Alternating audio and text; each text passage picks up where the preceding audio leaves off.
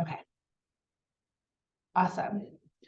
Well, thank you everyone for being here with us this afternoon. My name is Lindsey Floyd, and I am a legal fellow with the First Amendment Clinic at the University of Georgia School of Law. And today I am joined by Hanna Esserman, who is a second-year law student and also a student attorney in the First Amendment Clinic, as well as Aradhana Chandra, who is a third-year law student and is also a student attorney with the First Amendment Clinic. And we are very excited today to be with you and to present on legislation that has been introduced in Georgia historically and the ways that it can infringe on your First Amendment rights to protest. So without further ado, let's get started.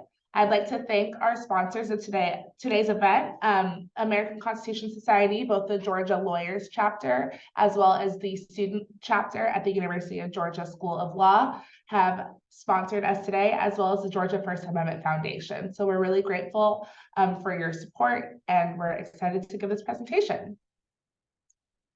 So before we get started, I just want to give you a little idea of what you can expect from today's presentation. So first, we will discuss the foundations that underpin your right to protest. Then we will discuss the prevalence of anti-protest laws and how we've seen them come about in the last few years. Then we will talk about the ways in which laws are often reactive to national movements and how these laws can be challenged in the court system. And then we will attempt to foreshadow for you what we expect to be next in this upcoming legislative cycle. And I want to give a general disclaimer that this training provides general information and it does not form an attorney-client relationship, but the information contained within this presentation is accurate as of today, November 17th, 2022. But as always, the law is subject to change, and we actually expect the law will change a little bit, as we move on. So I just want to say that today it's accurate, but it may not be tomorrow. Okay, so let's talk about the First Amendment foundations that underpin your right to protest. So the First Amendment has 5 freedoms, including religion, speech, press, assembly, and petition. Today, we will focus on speech, assembly, and your right to petition the government for redress of grievances. So the First Amendment protects your right to speak, and it also protects your right to not speak and to receive other people's speech.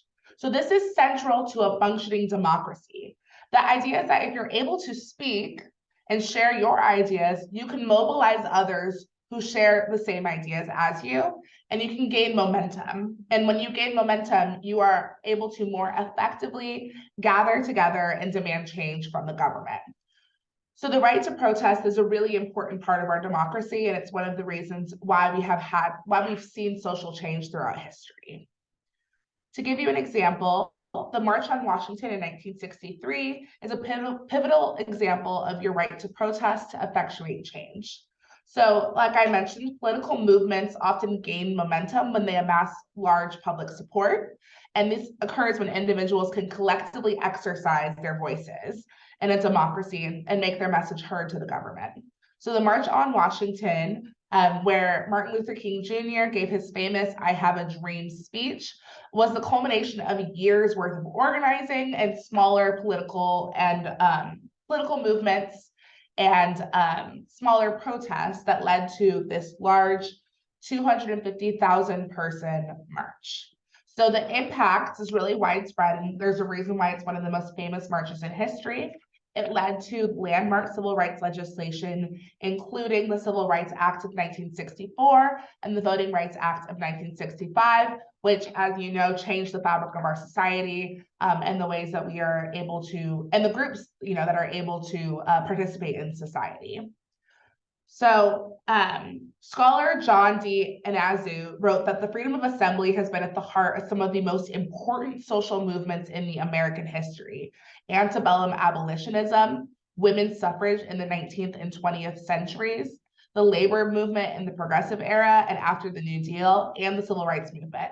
And even today, we see the right to protest really as a really key element of some of the social movements we've seen. For example, the right to protest and to assemble is pivotal in Pride, in the March for Our Lives. the Black Lives Matter movement, the Women's March, and so many other movements that we've seen in the past few years. So Justice Louis D. Brandeis from the United States Supreme Court, the highest court in the country, said the path of safety lies in the opportunity to discuss freely grievances and proposed remedies. So in other words, Assembly Clause of the First Amendment acts as a safety valve. So individuals have the right to express their frustration over government policies and actions. And those who are able to do that are less likely to be drawn to violence or to protest in ways that might be harmful to others.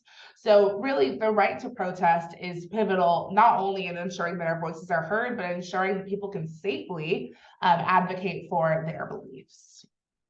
So now that you have a better understanding of that background, I will turn it over to Hanna to discuss anti-protest laws and what we've seen in the past few years.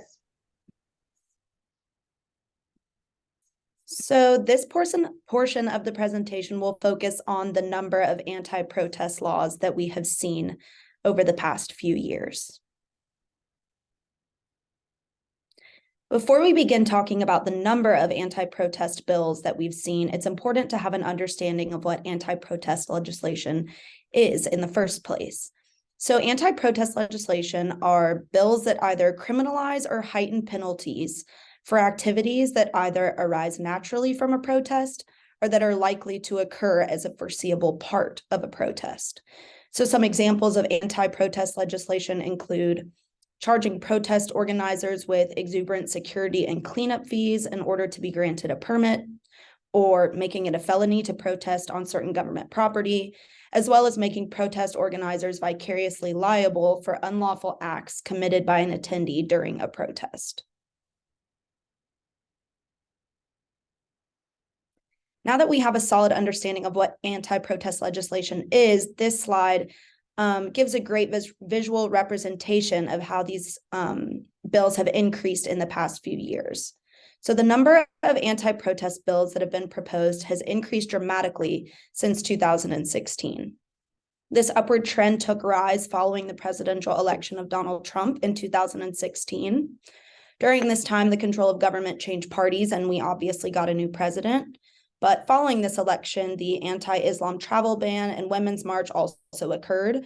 And these are just two of the numerous demonstrations that took place during this time period and resulted in a massive increase of anti-protest legislation. Then later in 2020, the COVID lockdown was in full force.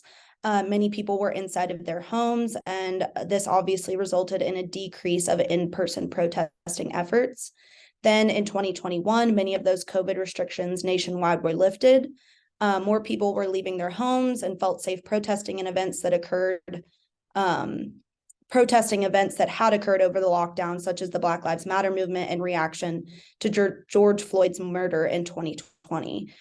So in 2021, the number of bills tripled, as you can see on this chart, and we saw a record high of 91 bills that were proposed during the year of 2021.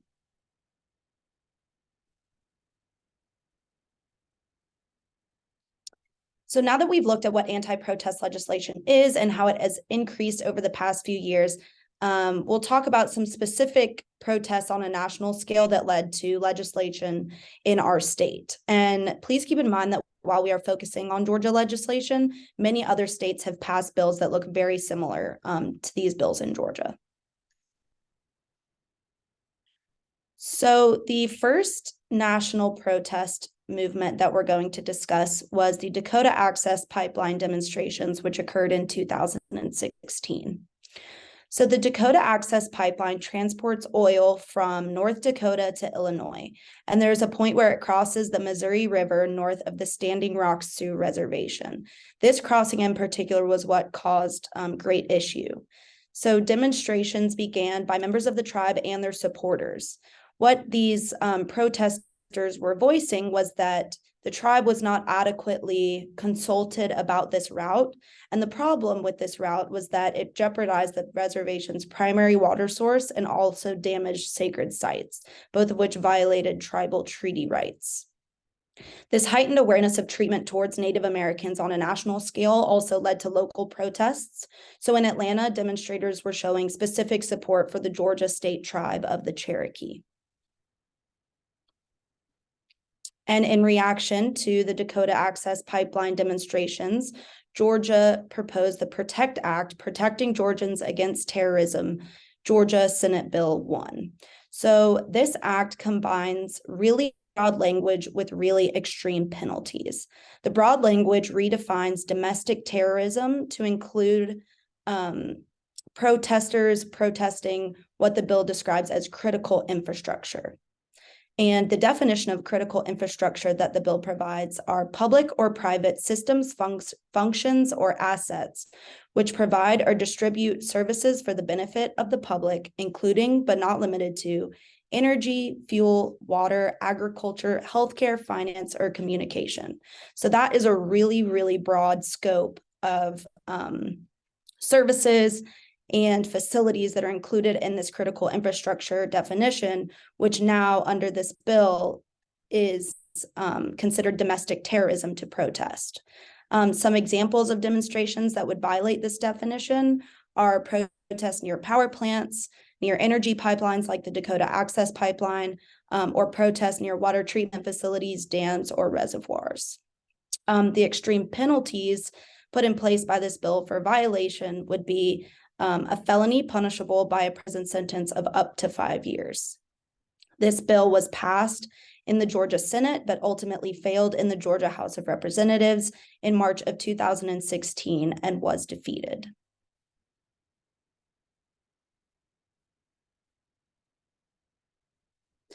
The next nationwide demonstration category we are going to discuss are the campus speech demonstrations in 2018. So during 2018, several controversial speakers, often with far-right opinions, were protested and shouted down by college and university students all over the nation. A few examples were Richard Spencer at the University of Florida. He is head of the National Policy Institute and a white nationalist. And the governor of Florida actually ordered a state of emergency prior to his visit when many counter-protesters were demonstrating his visit to the University of Florida. Milo is a British alt-right political commentator, and most of his messaging is anti-Islam, anti-feminism, and anti-social justice. His visit to UC Berkeley was met with great student opposition. And then Charles Murray at Middlebury College, who is a scholar of the American Enterprise Institute, which is a conservative think tank in DC, was also met with wide student protest. In reaction to these nationwide campus speech demonstrations, Georgia proposed Senate Bill 339. So as originally proposed, this bill had extreme disciplinary provisions for students found in violation. This could include even suspension or expulsion if students were found violating the bill. Amendments to the bill were proposed, however, which removed these rather extreme provisions and ensured that the rights of counter-protesters were protected.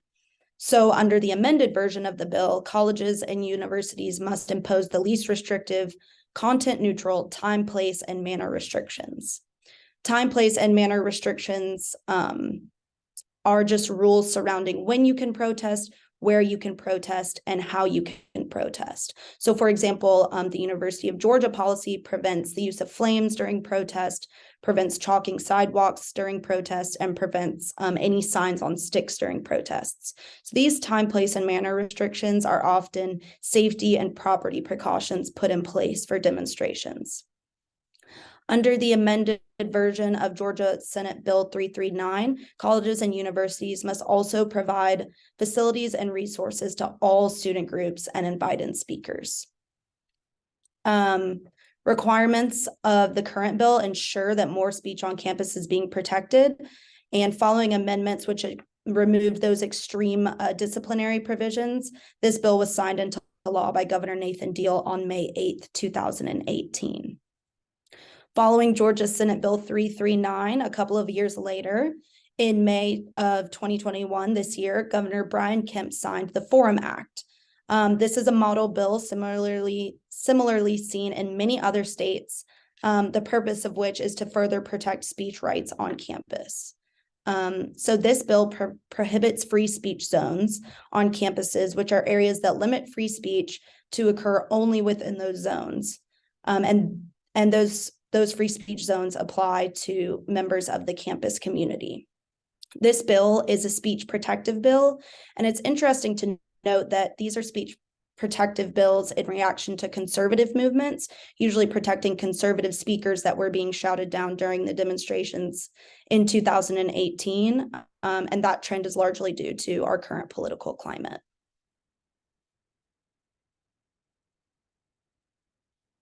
So the last category of nationwide protest and demonstration that we're going to discuss is the Black Lives Matter movement of 2020. On May 25th, 2020, a Minneapolis police officer murdered George Floyd. This incident came in the wake of numerous other police killings of people of color in the United States. Protesters and demonstrators called for racial justice and the end of police brutality, and demonstrations erupted around the globe during the summer of 2020 following the murder of George Floyd.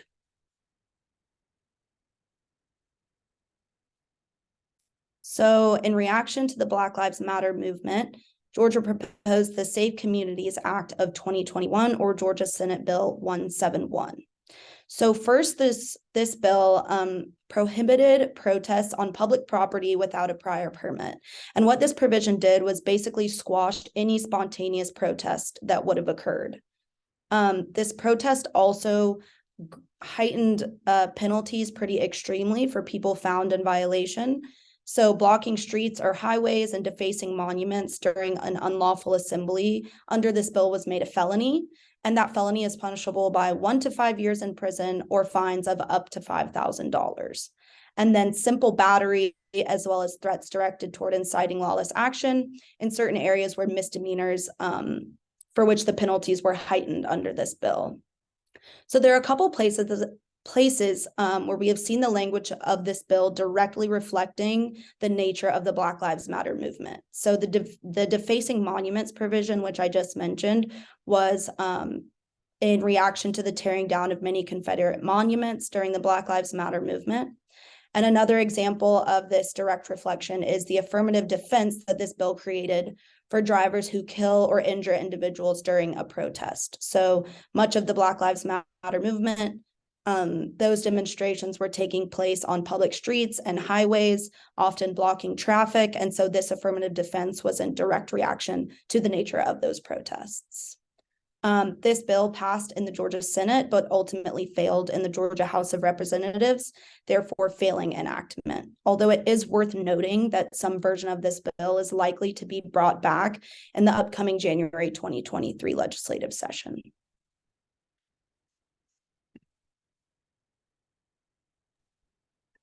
Okay, hi everyone. Now that Hanna has provided examples of the anti-protest legislation that we've seen in the state of Georgia, we can talk now a little bit about how courts typically tend to deal with this legislation when it's challenged for violating the First Amendment.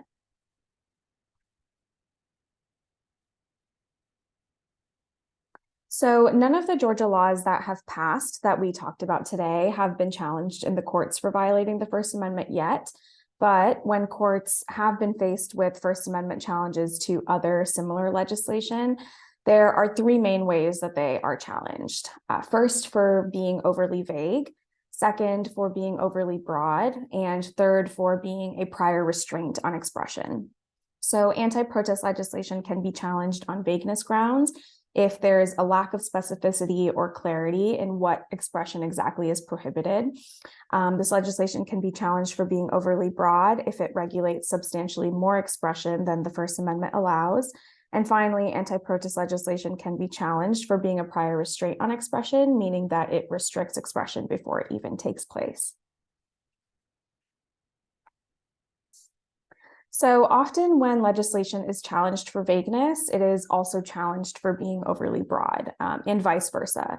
The two are very closely intertwined because often when a statute contains overly broad language or broadly criminalizes conduct, it also does so by using vague language as well.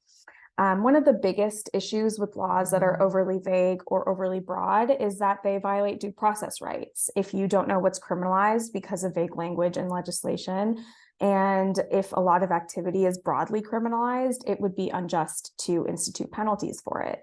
On top of that, having vague and overbroad parameters can very quickly lead to arbitrary government enforcement. If prohibited activities aren't clearly defined, it's very easy for government actors to arbitrarily enforce or not enforce certain pieces of legislation. An example of an anti-protest law that was recently challenged on vagueness and overbreadth grounds is the Riot Boosting Act in South Dakota, which criminalized protest-related activity on critical infrastructure passed in response to the Dakota Access Pipeline protests. So this act was very similar to the Protest Act that we discussed earlier, which also criminalized protests on critical infrastructure. Although that one ultimately failed in Georgia, the Riot Boosting Act, which also instituted high criminal penalties on critical infrastructure for a wide variety of very vaguely defined conduct, passed in South Dakota. So the ACLU successfully challenged this law in 2019 for being overly vague and overly broad. It was overly vague because it failed to define key terms such as riot boosting, and it was also overly broad because it criminalized a very wide range of activity by failing to specify exactly what conduct was prohibited, like what exactly encouraging a riot entailed. So another way this legislation can be challenged is by asserting that it is a prior restraint on expression. So they restrict expression before it even happens, essentially. An example of this is the permitting scheme that we discussed in SB 171, which prohibited protests on public property without a prior permit. The Supreme Court of the United States has declared that prior restraints are the most serious and least tolerable infringement on First Amendment rights. And the reason for that is that they are fundamentally antithetical to the spirit of the First Amendment, right? Which we talked about at the beginning of our presentation. The First Amendment's purpose is to encourage expression and discussion and free thinking, and instituting prior restraints on expression is a direct obstacle to that goal. So even though courts do take prior restraints very seriously, however, First Amendment rights are not necessarily limitless. The government does have the power to reasonably limit the time, place, and manner of protests. And we briefly touched on time, place, and manner restrictions earlier, but just as a refresher, they're essentially restrictions on when, where, and how expression can take place. The government is allowed to institute such restrictions in order to ensure public safety or to accomplish some other government interest. So here, if this anti-protest legislation is challenged for violating the First Amendment as a prior restraint, the government will probably say that they are reasonable restrictions aimed at maintaining peace and order in the community. However, as we've seen through the very suspicious and convenient timing of this legislation being introduced and passed very soon after large social events occur, it's pretty clear that safety and order are not the government's only motivating factors here. Another piece of analysis that courts will typically engage in when faced with prior restraints and other similar types of legislation is whether the restriction is content neutral or content based. Content neutral restrictions are those that apply to all expression without considering the substance or the message of the expression. For example, a prohibition on protesting in a public park located in a residential area after 10 p.m. This is a content neutral time, place, and manner restriction on expression because it doesn't consider what the protesting is about or what topics they might be discussing at the protest or any sort of expression that they might be engaging in. On the other hand, content-based restrictions are more insidious. They discriminate against speech based on the subject or substance of what it communicates. Content-based laws are presumed to be unconstitutional unless the law can survive what courts have called strict scrutiny. And in order to survive strict scrutiny, the government must provide a compelling government interest for that restriction and also demonstrate that the restriction is narrowly tailored to achieve that interest. This is a really high burden to satisfy, so content-based regulations are typically found to be unconstitutional. And an example of this would be if we switch the last example that we talked about just a little bit to be a prohibition on protesting about wearing masks specifically in a particular public park in a residential area after 10 p.m. And this is specifically content-based because it's only prohibiting protests specifically about wearing masks. If you were protesting about abortion, for example, that wouldn't be restricted based off of this example. So that's a content-based restriction on expression. If a restriction is content-based, it might also be a viewpoint-based discrimination, meaning that it restricts expression based on the underlying views of the message. Legislation that discriminates based on viewpoint restricts particular opinions and perspectives about certain subjects. So viewpoint-based discrimination is the most egregious restriction on First Amendment rights and are also presumptively unconstitutional. An example of viewpoint discrimination might be if an ordinance was instituted allowing pro-choice or allowing pro-life signs, but not pro-choice signs to be used in protest around an abortion clinic. And that regulation would be discriminating against the pro-choice viewpoint while allowing the pro-life viewpoint to be expressed.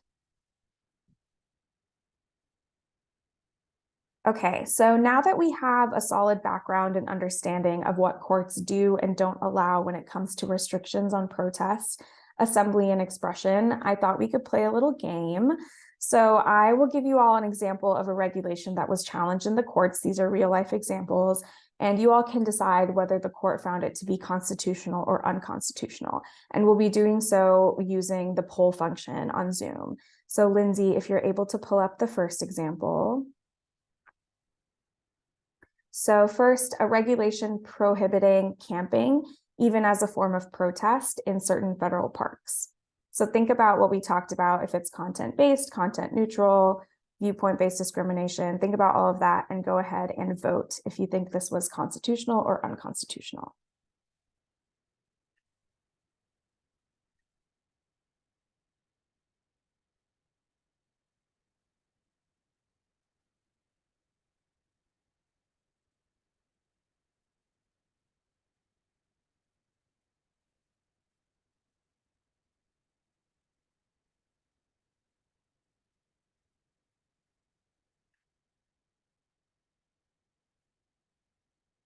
Okay, looks like we have 8 people who voted constitutional, 3 who voted unconstitutional. So this was actually found to be constitutional by the Supreme Court. The court said that this was a reasonable time, place, and manner restriction that was narrowly tailored to further the government interest of protecting national parks. Importantly, camping as a form of protest wasn't the only prohibited activity. Recreational camping was also prohibited, even if they weren't in the form of protests, just in the interest of protecting the parks. Okay, let's move on to the second prompt. Okay, a restriction on assembly in anticipation of protests at the Masters tournament in Augusta, Georgia.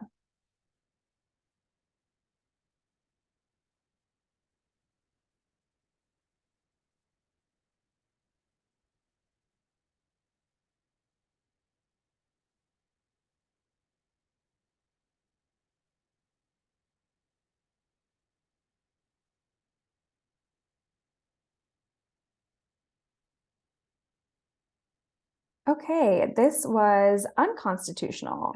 The court found that this was a content-based restriction that violated the First Amendment. And the reason for this was because of the legislative history of the law. So the court took a look at the legislative history before this law was passed and in this law's creation. And it was pretty clear that the government sort of knew that those protests were going to happen and enacted this law specifically in anticipation of those protests. So it's really similar to the examples that we talked about earlier, where there's a big social event or there's a series of protests that leads to that anti-protest legislation. So let's move on to the third example. Okay, a permitting scheme with vague requirements and high fees for holding parades on city streets.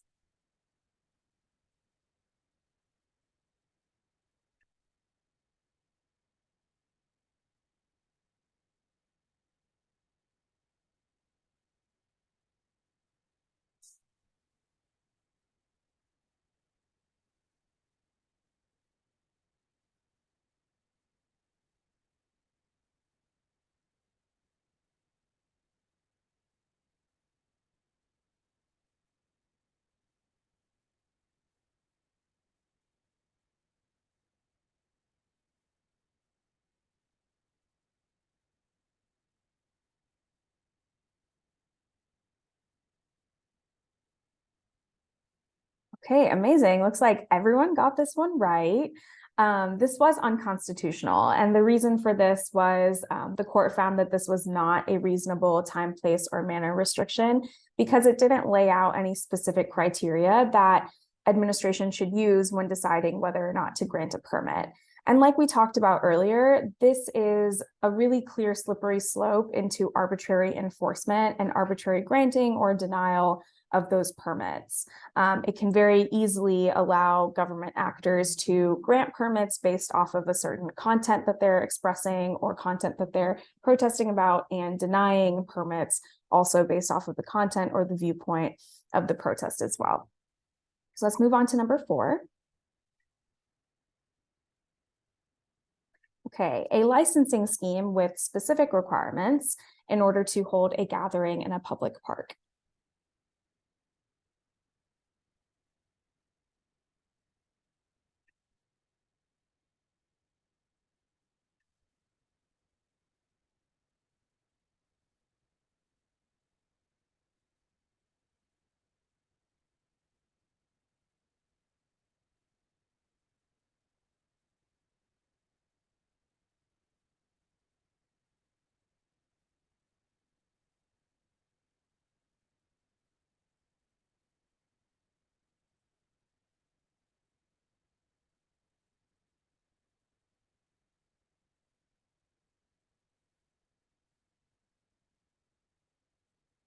Okay, looks like almost everyone got this right. This was found to be constitutional.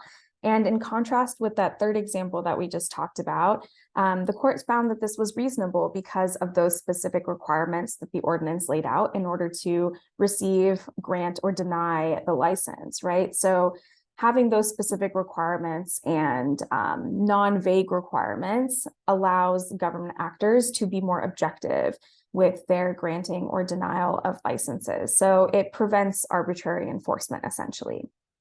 So let's move on to number 5. A prohibition on protesting within 50 feet of an abortion facility.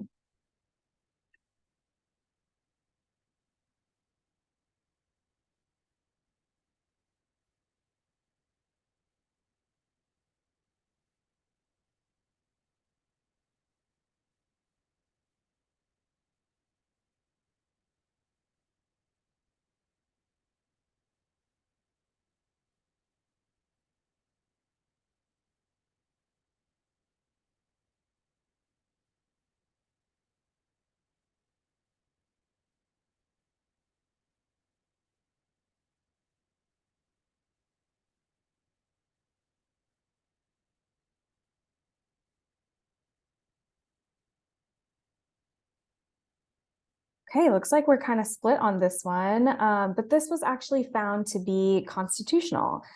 This case actually happened in Atlanta, so I like this because it's an example that's very close to home and also an example of a content neutral time, place, and manner restriction on expression. This one's a little tricky, right? Because you throw an abortion facility and it sort of sounds like it's going to be content-based. But what's interesting about this is that it was just a prohibition on all protesting in this 50-foot sort of buffer zone around the facility. And the government interest here was to respect the privacy of individuals entering and exiting the clinic. So let's move on to the last one.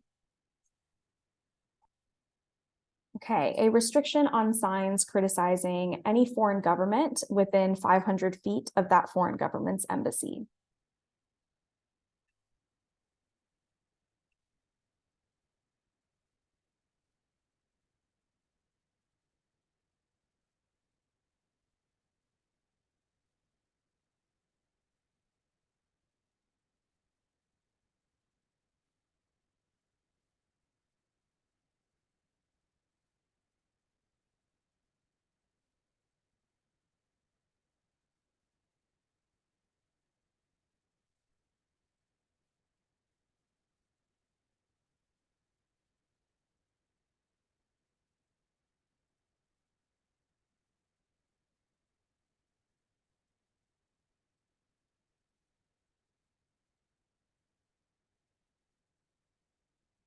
Okay, almost everyone got this one right. This was unconstitutional. To me, this is probably one of the clearest examples of viewpoint-based discrimination that I could find. Essentially, it's restricting any negative commentary against any foreign government, but nothing in the ordinance said it would restrict signs containing any positive commentary. So that's discriminating based off of the viewpoint expressed on the sign.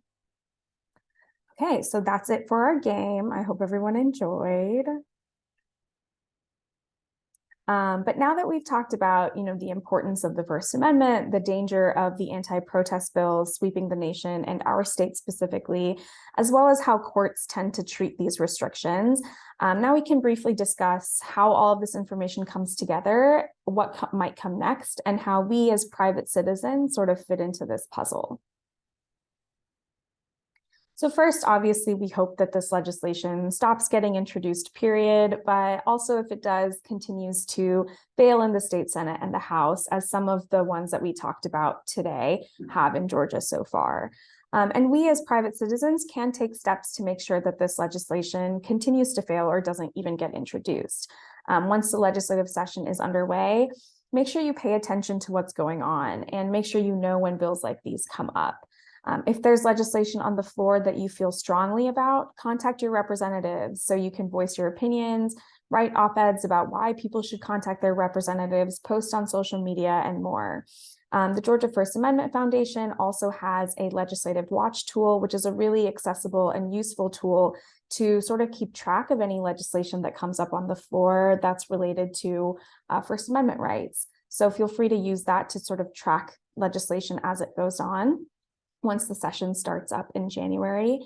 But also probably one of the most direct ways we can stop legislation like this from getting introduced is by voting.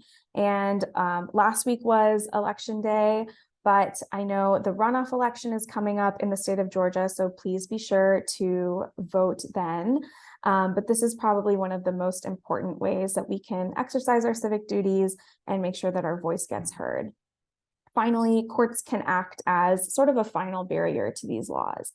Even though courts can sometimes be inconsistent with their application of prior restraint, vagueness, and overbroad analysis, it's likely that they would strike down particularly egregious restrictions on assembly, especially if the legislative history of the piece of legislation shows a particular event that it is responding to.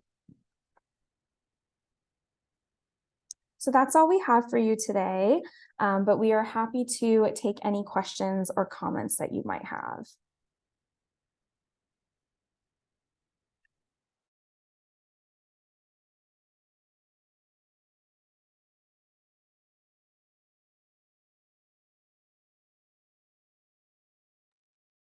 I am going to allow people to unmute themselves if they would like to ask a question, but you are also welcome to put it in the chat.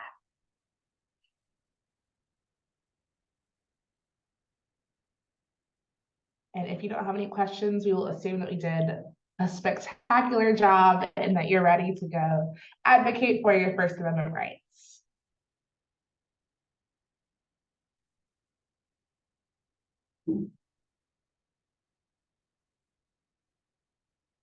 Okay, well, seeing no questions, if anything comes up for you or if you're interested in learning about more, you can always reach out to us. Our email is fa.clinic@uga.edu, and we also have a website. You can find us by Googling. And Scott Jones asked if a recording will be publicly posted. I believe so. I believe the Georgia First Amendment Foundation will post it on their YouTube.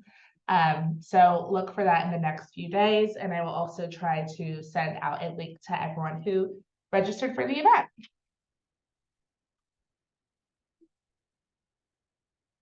Awesome. Okay, well, thanks everyone. I hope you have a good rest of your week, and we will be here if anyone has anything.